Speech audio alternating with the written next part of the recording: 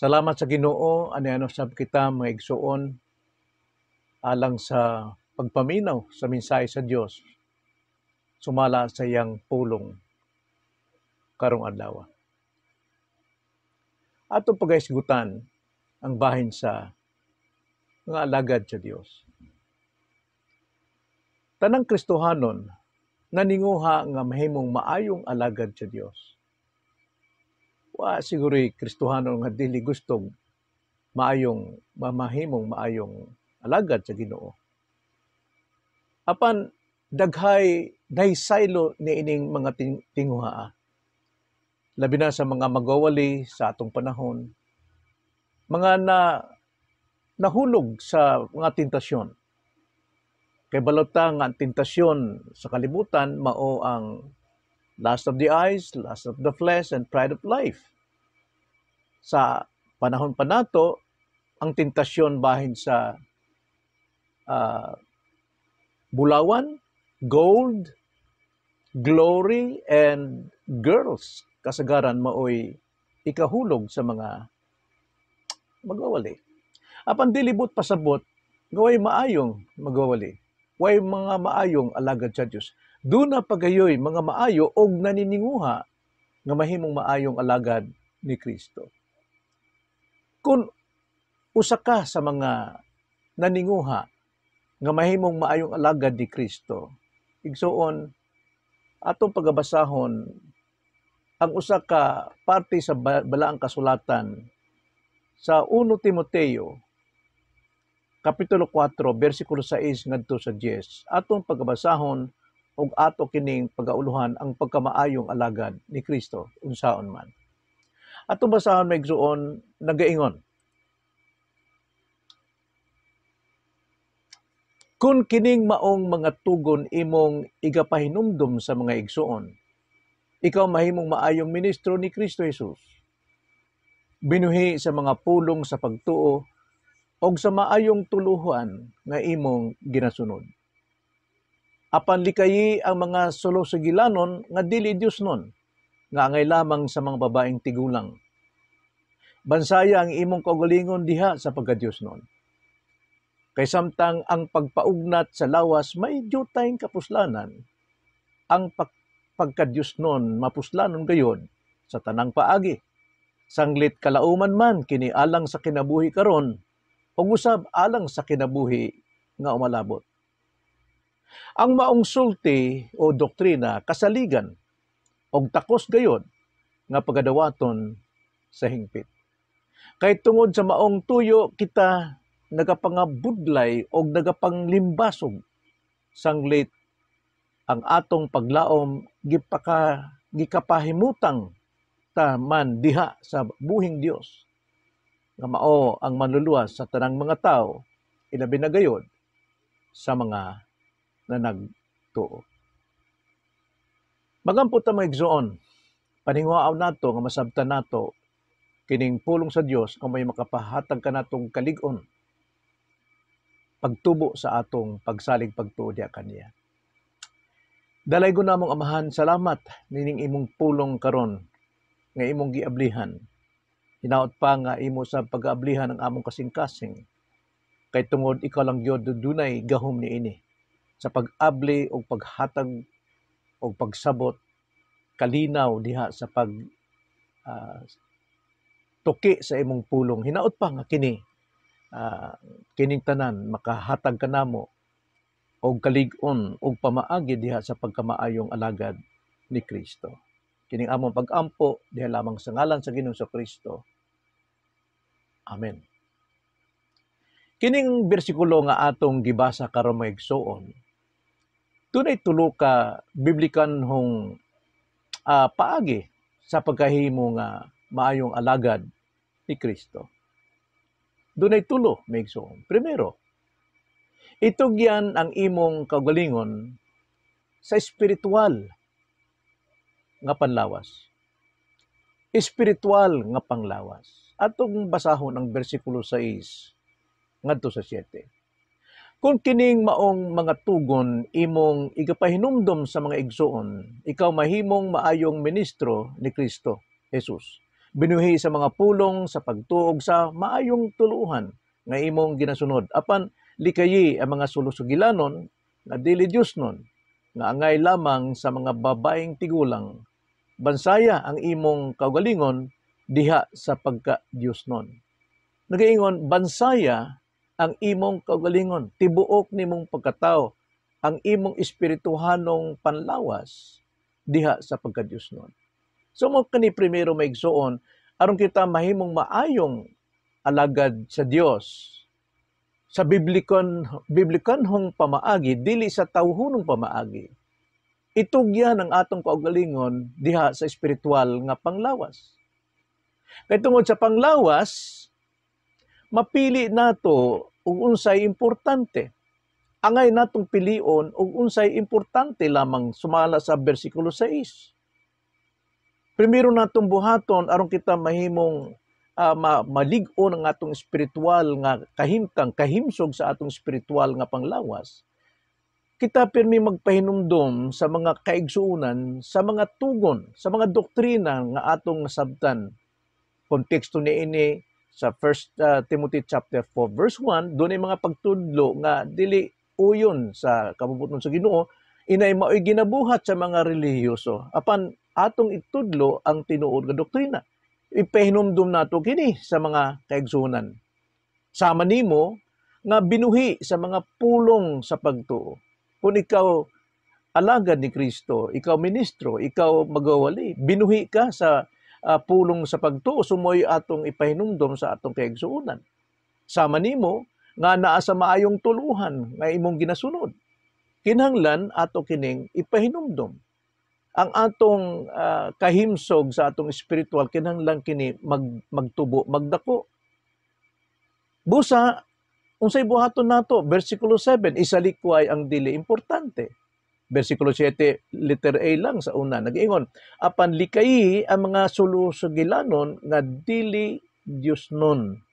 Kinahanglan, dili ta diha mag-atubang sa mga pundok-pundok, sa mga istorya, mga marites nining kalibutan, dili ta maghatag nagpanahon. Maghatag nagpanahon diha sa pagtuki sa pulong, pagtuon sa pulong, pagwali, pag-share, pagpamadlong, pagpahinumdom sa mga kaigsuonan.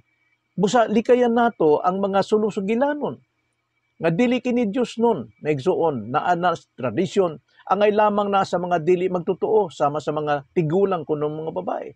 Ang mga tigulang kasagaran, naagyod ang mga chismis, naagyod ang mga totoo nila, dili ta diya magpabilin. Inay bansaya, i-train ang imong kaugalingon sa mga Diyos nun nga buluhaton, godly character, godly mga lihok. So mo ni primero maigsuon, gusto nimong mahimong maayong alagad ni Kristo, itugyan ang imong kaugalingon sa espiritual nga panglawas. Ikaduha, versikulo 7, katunga ngadto sa 9, itugyan ang imong kaugalingon sa personal nga pagkabalaan. Basahon nato versikulo 7. Sa tunga nagaingon, bansaya ang imong kaugalingon diha sa pagka Dios nun. I-train ang imong kaugalingon diha sa pagka Dios nun, pagkabalaan. Kay samtang versikulo 8, ang pagpaugmat sa lawas may diyutay kapuslanan, ang pagka Dios nun mapuslanon gayod sa tanang paagi. Sanglit, kalauman man kini alang sa kinabuhi karon og usab alang sa kinabuhi nga umalabot. Ang maong sulti o maong pagtulunan, maong doktrina, kasaligan og takos gayod nga pagadawaton sa hingpit. So nining atong pagkabalaan, atog yung palambuon ang imong espiritualidad, ang imong kinabuhing espirituhanon, bansayon ang imong kaugalingon diha sa pagka-Diyos nun. Imbis nga sa mga sugilanon sa mga marites, ihatag ang imong tibuok kinabuhi diha sa mga pagka-Diyos nun. Kay tungod, kining mga sulusugilanon, mga tradition of men, maunigi pakadoktrina karon sa mga relihiyon, bisan pa ang mga Kristiyohanon, murag na nasilo ni ini, mutuman na ni ini. Tanaw giingon ni Kristo bahin ining mga sulusugilanon, mga tradisyon, mga kabilin-bilin may igsoon. Mateo 15 bersikulo 6 ngadto 9 atong basahon makariot. Nagaingon, busa tungod lang sa inyong gikabilin-bilin, mga sulusugilanon, nga kalagdaan inyong gipakawalay pulos ang pulong sa Dios. Kamong mga maot, maayo gayod ang pagkahimo ni Isaiah sa propesya may tungod kaninyo sa inyong pag-ingon, sa iyang pag-ingon. Kining mga tawhana nagapasidungog kanako, pinaagi sa ilang mga ngabil, apan halayo kanako ang ilang mga kasing-kasing. Kini mga tawhana nagapasidungog sa ngalan ni Kristo, nag-angkon silang Kristohanon, apan tinman nagaingon Mateo 7:21, dili tanang nagatawag sa Dios nga Ginoo, Ginoo, tinuod maigsoon. Nagaingon si Kristo, kini sila nagpasidungog pinaagi sa ilang mga ngabil, apan nang halayo kanako ang ilang kasing-kasing. Ngano man? Bersikulo 9, kay kawang lamang ang ilang pagsimba kanako. So way pulos ang ilang pagsimba. Ilang gigamit ang ngalan sa Dios nga sila mga alagad sa Ginoo, apan ang ilang gipanudlo, ang ilang gitagaan og panahon, pagbansay sa ilang kagalingon diha sa mga sulusugilanon. So sanglit sa ilang pagpanudlo, bersikulo 9, ilang gipakadoktrina ang kalagdaan nga hinimo lamang mga tao. So wala gyud moangay ang Ginoo sa mga alagad sa Dios nga mo saglit diha sa mga butang sulusugilanon mga igsoon. So kinanglan kita aron kita mahimong alagad, biblikanhong pagkaalagad, maayong alagad sa Ginoo, itugyan ang atong kaugalingon sa espiritual nga panglawas. Ikaduha, itugyan ang atong kaugalingon sa personal nga pagkabalaan. Palambua ang imong espiritualidad, palambua ang imong pagka-Kristohanon. Unya ikaduha, ipahimutang ang imong prioridad. Unahon gyud mo unsa may prioridad gyud sa alagad, no? Sa pagpalambo sa espiritual na gyud ang prioridad sa atong pagpangalagad. Bersikulo 8 nagaingon, kay samtang ang pagpaugnat sa lawas may diyutayng kapuslanan. Ang pagkadyos nun, mapuslanon gayod sa tanang paagi. Sanglit kalauman man kini alang sa kinabuhi karon o usab alang sa kinabuhi nga umalabot. So makita nato dinhi nga dunay gipasabot dinhi ang Ginoo nga dili ta mag-focus sa pagpaugnat sa lawas. Dili mao na atong kinabuhi sa pagpahimong pamaayo sa atong lawas. Kinanglan nato nga kita dunay maayong himsog nga lawas apan dili na mao ang atong ministeryo. Ang atong ministeryo maigsuon ang pagka-Dios nun, no? Ang pagpaugnat sa pagka-Dios nun. Ayaw ipunting ang kaugalingon sa pagpaugnat lamang sa lawas, gamay ray benepisyo ni. Unsa may pasabot nini sa mga alagad.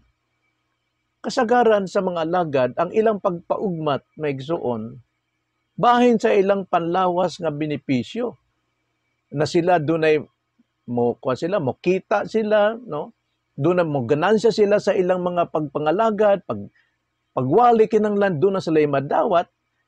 Mao na nga ilang ayuhon ang ilang pagwali nga ang mga tao makumbinsi, may pahilak-hilak, may pakatawa, dunay mga yaga-yaga aron ang mga tao mahimuot kaniya o makaganansya siya. Dili na mao ang pagpaugmat sa espirituhanon. Kinahanglan gyud ang pagpaugmat sa Diyos nun, kinahanglan sa bersikulo 9 nag-ingon, kay samtang ang pagpaugmat sa lawas may diyutayng kapuslanan, ang pagka-Diyos nun mapuslanon gayod sa tanang paagi. Sa tanang paagi. Sanglit kalauman man kini alang sa kinabuhi karon og usab alang sa kinabuhi nga umalabot. So ang atong yung exercise, sanay nato, pagpaugmat nato, mao ang pagtuki sa pulong, pagwali, expository, dili kay mga kinasa mubasa lang bersikulo niya, kanang experience na sa magwawali ang iyang itudlo, ang iyang ipahibaw, magpakatawa, dito siya sa bukid, dito siya sa mission, dito sa layo. Kapot siya, walay gospel. Kinanglan preaching. Preaching means to expose, to expound the word. Kinahanglan diha nato ang atong pagbansay sa atong kagaling, pagpaugmat nato sa atong utok, sa pagampo na ang tanan diha. May kapuslanan gayud kini sa tanang pamaagi. Kaluwasan karon sa mga katawhan o kaluwasan hangtod sa kahangturan. Kinabuhi karon nga maayo, kinabuhi hangtod sa kahangturan, sa umalabot. So, kinanglan, ang maong doktrina, kasaligan, nagaingon din na sa atong sanglit, kalauman man, kini alang sa kinabuhi, karon o usab alang sa kinabuhi nga umalabot.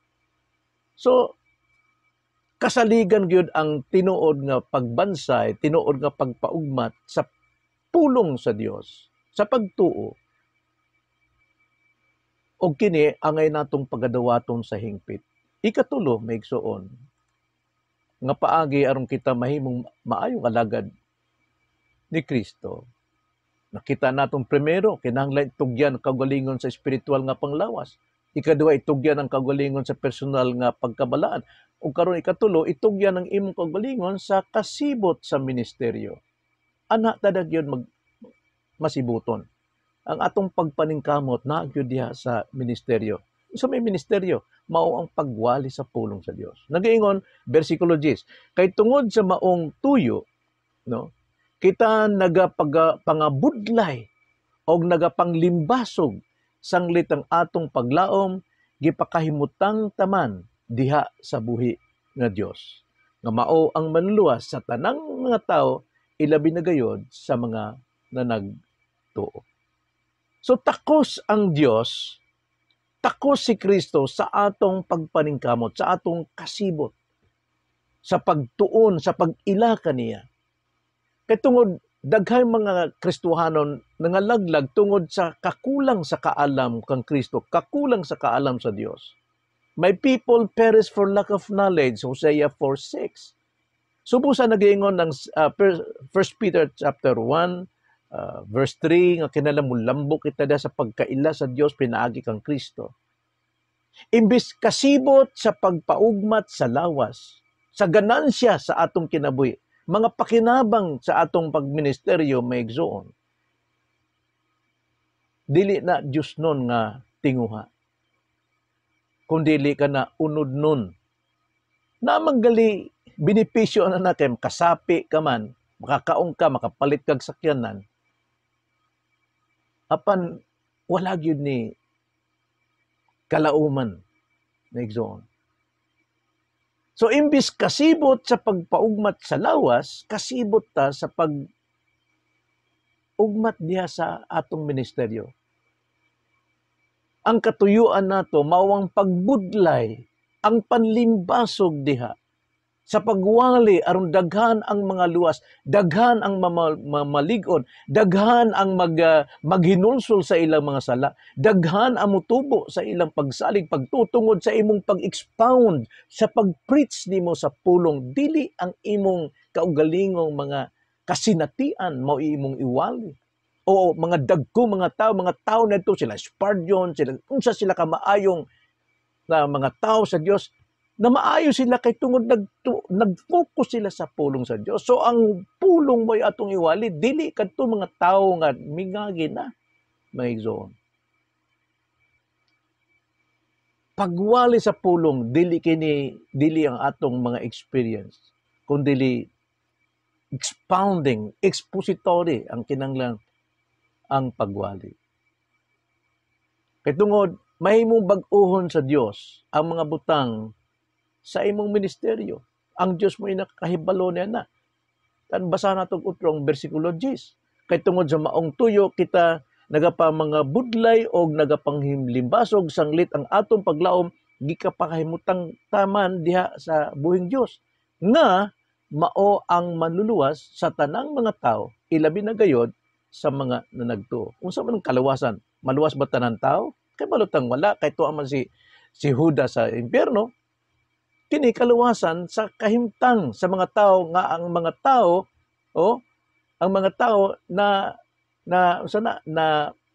nalinlang sa mga pagtulunang doktrina sulusog gilanon. Kinalan maluwas sila diha, labi na ang mga nanagtuo, ang tinuod Kristohanon. Kinahanglan maluwas ta nining mga kasaypanan. Kay ang atong paglaom ikapahimutang taman sa buhi nga Dios.